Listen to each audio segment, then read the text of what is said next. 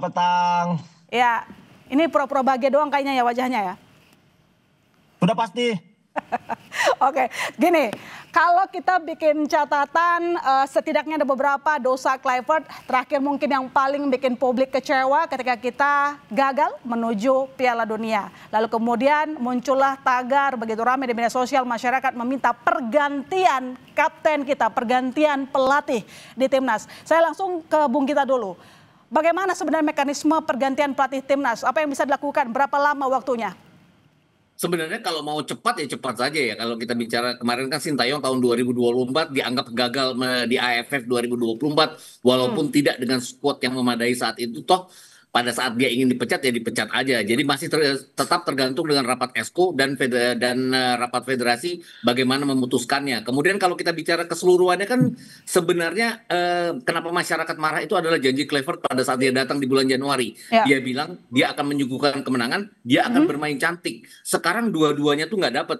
Dia nggak main cantik, dia juga nggak mencatat kemenangan. Itu artinya dia mencatat kemenangan 2 kali lawan Bahrain, lawan Cina dengan tidak bermain cantik. Itu diterima oleh rakyat bahwa ada perbaikan pada saat setelah kalah dari Australia. Tapi kemudian beberapa pertandingan, bahkan pertandingan persahabatan melawan Lebanon kan dia tidak memainkan game plan-nya dia. Dia mentok, tidak cetak gol, tidak shot on target. Jadi ini tadi janji-janji dia yang tidak tercapai, ini membuat masyarakat kemudian mengatakan walaupun federasi sudah bilang targetnya adalah 2030, tapi masyarakat bukan cuma sekedar target, janjinya dan sampai mana janji ini akan berjalan. Karena kalau menurut saya Kluivert itu tidak punya game plan B kalau pas saat game plan A-nya berantakan. Ini yang terjadi dalam beberapa pertandingan dia. 4 kali dia kalah, 3 diantaranya dengan formasi yang salah. Hanya melawan Irak formasi yang benar ya, memang kita kalah karena ada faktor luck dan segala macam lainnya. Memang dia kalah karena tidak menjalankan game plan-nya. Jadi menurut Anda sebenarnya evaluasi terhadap Kluivert ini terlalu lama dilakukan?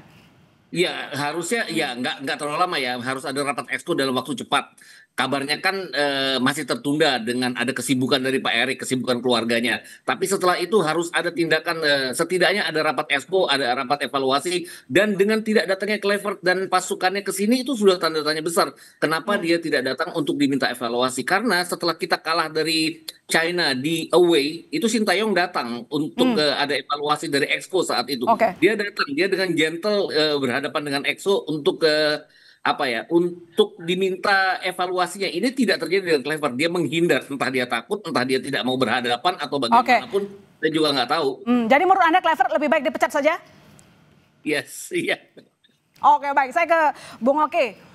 Kalau menurut Anda sendiri, bagaimana sih kinerja dari Kluivert? Saya coba kita lihat ya, dari awal Kluivert tampaknya sejak awal pun dia menjadi pemimpin di timnas sudah banyak kritikan. Pada masa kualifikasi Piala Dunia 2026 zona Asia, dia juga dianggap telah melakukan kesalahan begitu karena menyusun pendekatan taktik yang kurang pas.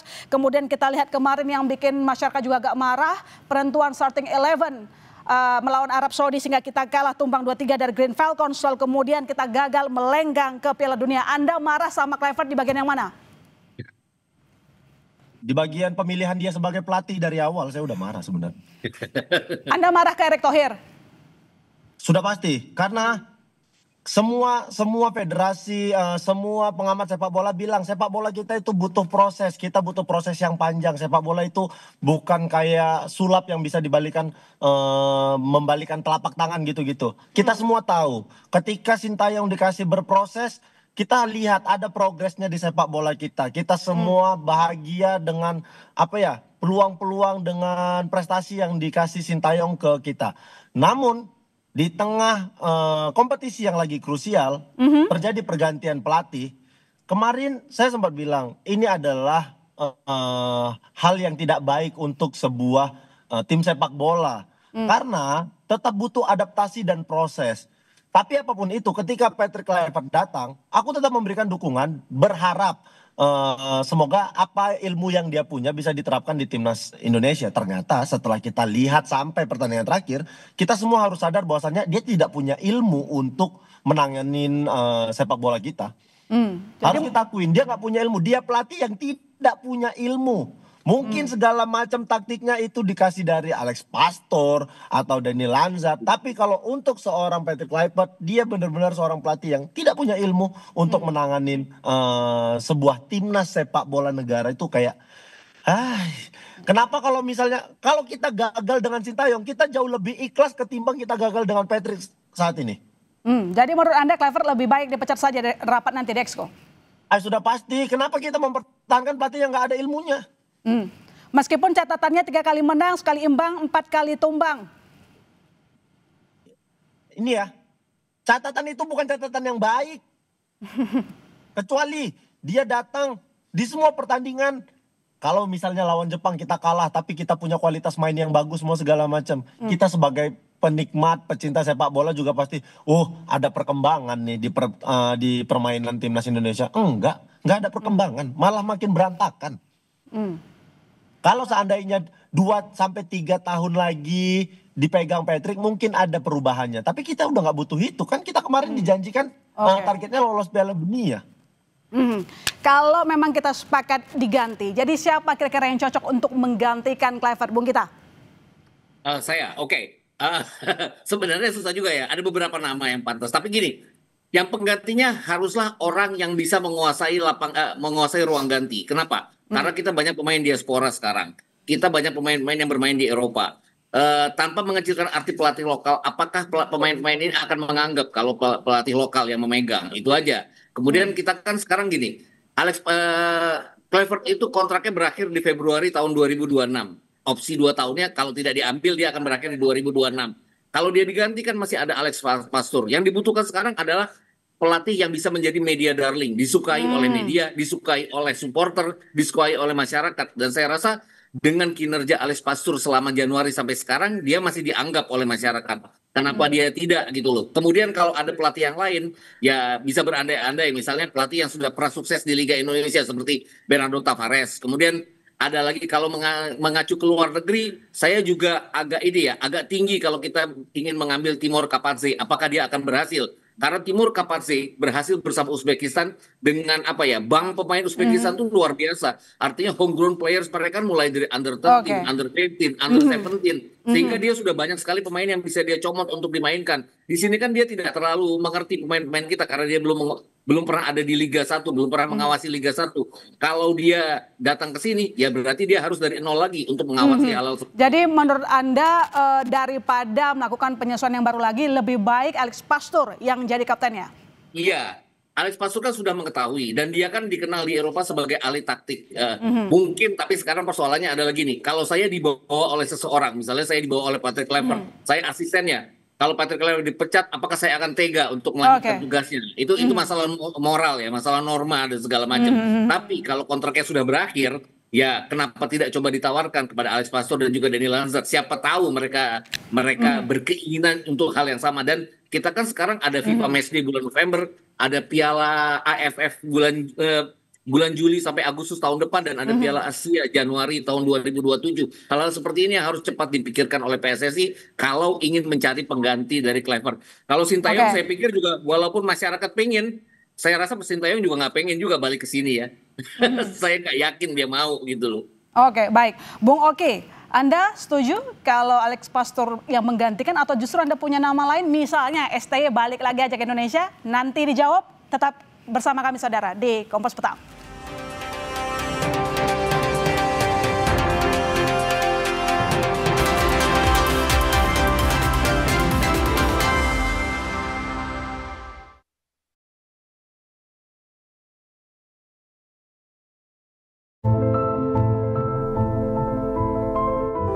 Every mile leads to meaningful stories.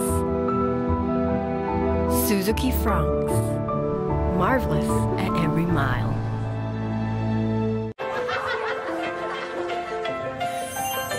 Yeah, you could be the greatest, you could be the best, you could be the King Kong banging on your chest.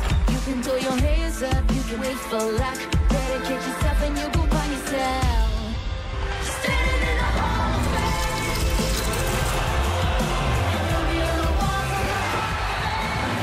Minum Suzuki, seriously bikin tinggi. Tinggi bukan segalanya, tapi segalanya butuh tinggi.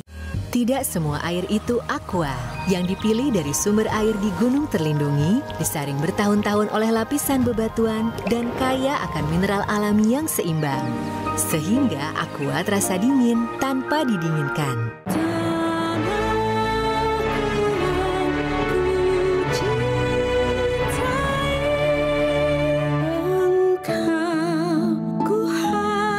bersama membangun tanah air dengan Mortar LM. Minum 1 kaplet Caldana Flex setiap hari bila perlu. Caldana Flex mengandung glukosamin plus kalsium, vitamin D3, magnesium dan zinc untuk menjaga kesehatan tulang dan sendi. Caldana Flex bergerak dengan tulang dan sendi sehat. Diproduksi oleh Medicon. Nyut, ternyata aku punya masalah gigi sensitif. Cobain pakai Sensodyne. Formulanya bikin gigi aku terlindungi seharian. Dan nafas juga terasa segar. After seminggu, dan ternyata hasilnya, wow! Pusing, kejar setoran. Yang penting kerja halal. Fresh Care dong, halal. Capek kena PHP? Pilih yang pasti-pasti aja. Fresh Care. Pasti aromanya, pasti fresh hangatnya. Fresh Care, hangatnya selalu bikin fresh. Bertahun-tahun, Hotin Cream telah jadi teman harian. Bantu redakan pegal akibat kerjaan dan saat jalan-jalan, serta nyeri otot, olahragawan. Balur Hotin, panasnya mijit, hotnya in sampai ke dalam. Gak lengket, tanpa bekas. Hotin Cream. Tidak semua air itu aqua. Yang dipilih dari sumber air di gunung terlindungi, disaring bertahun-tahun oleh lapisan bebatuan, dan kaya akan mineral alami yang seimbang. Sehingga aqua terasa dingin tanpa didinginkan. Menangkan 5 tiket nonton langsung Indonesia di Pentas Dunia 2026 Amerika. Pemenang akan segera dipilih. Jangan sampai ketinggalan. Segera beli 5 bungkus kopi luwak apa saja. Upload ke sosial media, tag @kopiluwakofficial. Dukung Indonesia mengukir sejarah baru. Rido! Seger-seger, luwak white coffee. Luwak white coffee less sugar dulu. Luwak white coffee less sugar dibuat dengan susu rendah lemak, rendah gula, rendah kalori. Luwak white coffee, rendah gula. Nyaman diminum.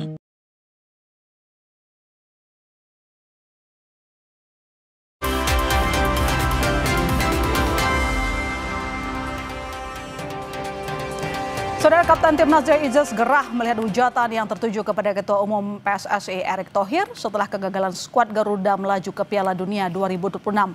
Lewat unggahan di media sosial pribadinya, Izzas menuliskan pesan panjang mendukung Erick Thohir. Ia menekankan pentingnya menghargai kerja keras dan dukungan yang telah diberikan Erick dan jajarannya di PSSI kepada para pemain. Menurut pemain Sassuolo FC itu, banyak pihak tidak mengetahui betapa besar upaya yang dilakukan Erick Thohir dan jajaran PSSI di balik layar untuk memberikan kondisi terbaik bagi timnas. Biasanya saya tidak memposting pesan semacam ini, tetapi kali ini saya merasa harus melakukannya karena saya melihat banyak komentar negatif terutama mengenai Bapak Thohir dan timnya. Dalam batas kemampuan mereka memberikan kami kondisi terbaik di luar lapangan sehingga kami dapat fokus sepenuhnya pada performa kami di lapangan. Tulis Jay Izzas di Instagram pribadinya. Kita lanjutkan dialog kita, saya ke Bung Oki pertanyaan yang tadi. Kalau Anda sendiri punya nama siapa? Setuju dengan Bung Gita atau mungkin menurut Anda STY silahkan kembali melatih Indonesia? Sebenarnya kalau Alex Pastor menurutku sudahlah, kita harus ganti pelatih lain saja. Kalau nama mungkin aku nggak punya, tapi kita harus punya pelatih yang bisa tegas ke pemain. Kita butuh itu. Karena ketika pelatih tidak bisa tegas ke pemain, biasanya pemain itu kurang rasa tanggung jawabnya terhadap tim. Jadi kayak santai semua segala macam. Siapapun itu pelatihnya, siapapun, selama dia bisa menguasai ruang ganti, dia bisa bikin pemain disiplin semua segala macam, timnas kita pasti bakal bagus kok sebenarnya. Di era Sintayong kemarin kan salah satu keunggulan dari Sintayong adalah dia tegas terhadap pemain-pemainnya, kayak begitu. Ketika dia nggak suka, ya dia nggak mainkan. Jadi menurut Anda kenapa pelatih harus menguasai ruang ganti? Karena ruang ganti itu adalah tempat paling sakral untuk sebuah tim. Ketika pelatih tidak bisa menguasai ruang ganti, pemain punya egonya sendiri, ngerasa besar sendiri, ngerasa semua segala macam tidak bisa dikuasai pelatih. Apa yang dibilang pelatih tidak akan sampai ke pemain. Dan sejauh ini Anda melihat memang tidak ada yang namanya kemesraan antara pelatih dan juga tim pelatih? Untuk saat ini tidak ada. Tidak ada? Oh, tidak ada sama sekali. Bahkan kabarnya ada beberapa pemain yang memprotes keputusan-keputusan pelatih itu sendiri. Pemain di timnas itu sendiri ya. Contohnya? Ada pemain yang menyebutkan ada pemain yang bertanya ke pelatih kenapa saya tidak diturunkan semua segala macam. Ada pertanyaan-pertanyaan dari pemain seperti itu yang tidak bisa dijelaskan secara Oke. masuk di akal oleh si Patrick Kluivert kayak begitu. Oke, timnas butuh pelatih yang tegas. Kalau begitu, Bung Gita, bagaimana penentuan mekanisme pergantian pelatih nanti? Kalau misalnya STY lagi yang kita panggil, apakah STY mau kembali melatih timnas? Sebenarnya gini, kan banyak sekali kasus seperti Half Renard lah, pelatihnya Arab Saudi. Dia kan dipecat oleh Arab Saudi karena hasil yang buruk. Tapi setelah beberapa saat Arab Saudi juga tidak kunjung baik. Mancini yang menjadi pelatih tidak bisa membawa mereka pada apa ya target yang mereka inginkan. Ya akhirnya Persatuan Sepak Bola Arab Saudi kembali memanggil Half Renard. Tapi kan dipecatnya tidak dengan drama, tidak dengan dipecat pada saat dia sebenarnya lagi baik, terus kemudian dia dibuang. Jadi tidak ada tidak ada rasa sakit hati mungkin dari Half Renard. Ini kenapa dia kemudian berkeinginan kembali.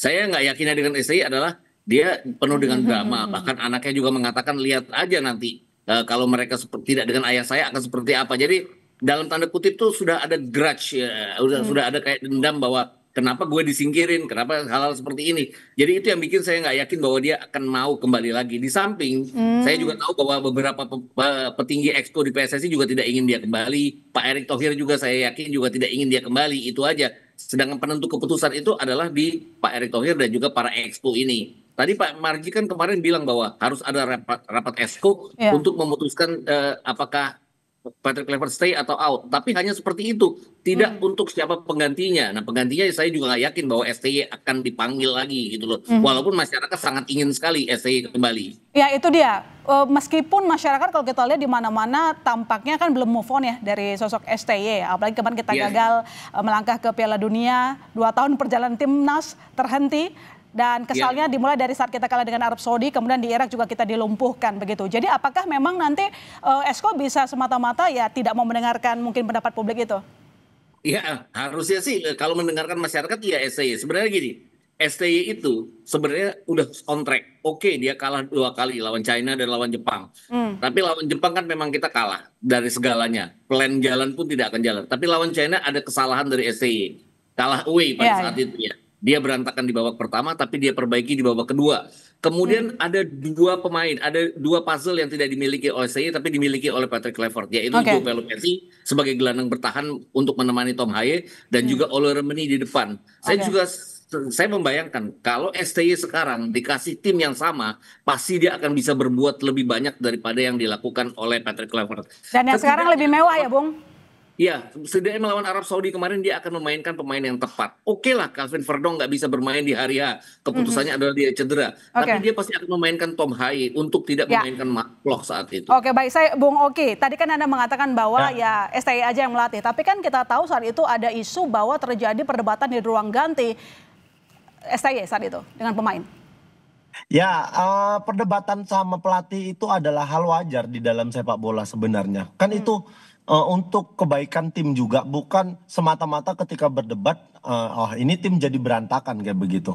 Nah, kesulitannya kan kita tidak dapat informasi tepat tentang keributan yang ada di ruang ganti itu. Makanya saya bilang, kalau seandainya mengganti pelatih, cari pelatih yang tegas, yang tidak bisa diintervensi, yang benar-benar sesuai. Aku maunya ini ya ini, kayak begitu. Itu adalah pelatih yang tepat. Jadi kalau seandainya gagal, kita tahu minta pertanggungjawabannya ke siapa.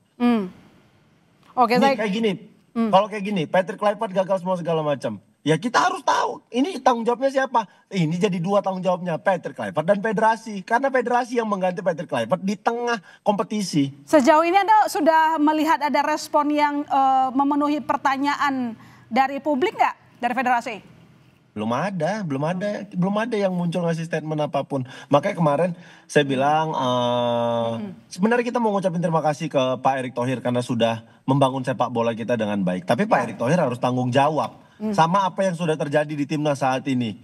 Kan kemauan Pak ini bukan hal kecil yang dilakukan. Kita sudah menghabiskan uang banyak untuk persiapan ini semua.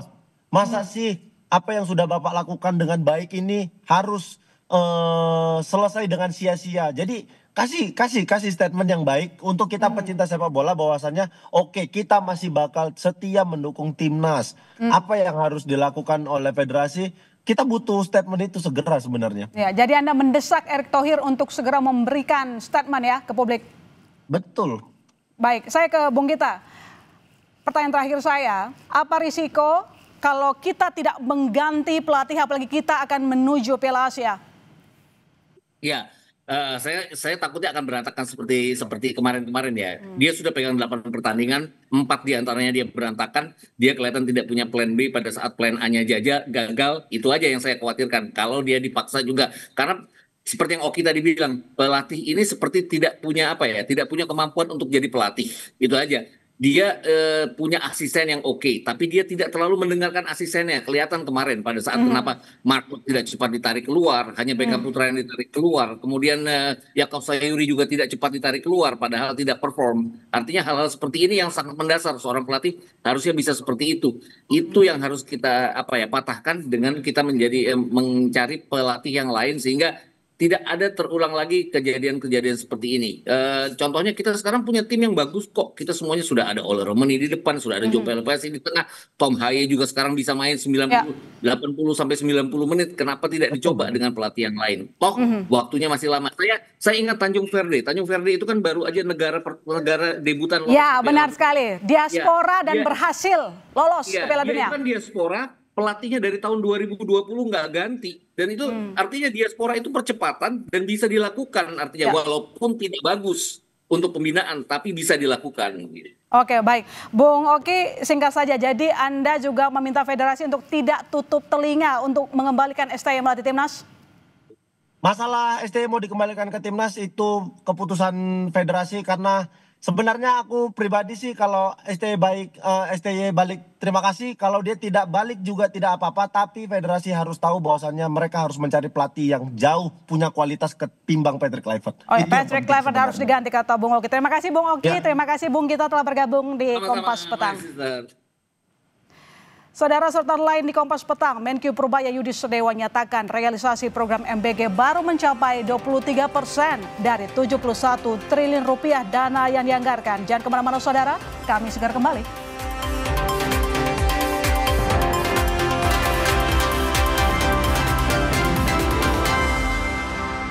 Coffee sugar dulu. Wah, Rendah gula. Nyaman diminum.